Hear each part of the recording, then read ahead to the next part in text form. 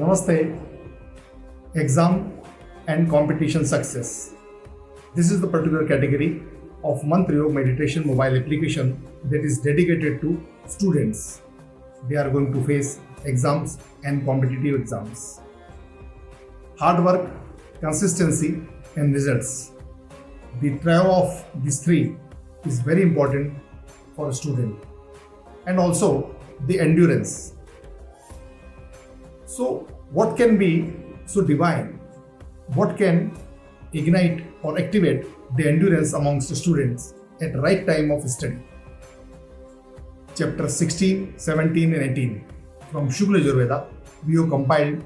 the mantras in this particular research-based category while chanting Om and hearing the Vedic mantras. Ensures better results for students in exam and competitive exams. Please give it a try with Om chanting and hearing of Vedic mantras. Thank you very much. Stay blessed. Om Bhurvuvah Swaha Om Brahm Brihaspataye Namaha Om Bhurvuvah Swaha Om Brahm Brihaspataye Namaha Om Bhurvuvah Swaha Om Brahm Brihaspataye Namaha Om Bhurvuvah Swaha Om Brahm Brihaspataye Namaha Om Bhurvuvah Swaha Om Brahm Brihaspataye Namaha Om Bhurvuvah Swaha Om Brahm Brihaspataye Namaha Om Bhurvuvah Swaha Om Brahm Brihaspataye Namaha Om Bhurvuvah Swaha Om Brahm Brihaspataye Namaha Om Bhurvuvah Swaha Om Brahm Brihaspataye Namaha Om Bhurvuvah Swaha Om Brahm Brihaspataye Namaha Om Bhurvuvah Swaha Om Brahm Brihaspataye Namaha Om Bhurvuvah Swaha Om Brahm Brihaspataye Namaha Om Bhurvuvah Swaha Om Brahm Brihaspataye Namaha Om Bhurvuvah Swaha Om Brahm Brihaspataye Namaha Om Bhurvuvah Swaha Om Brahm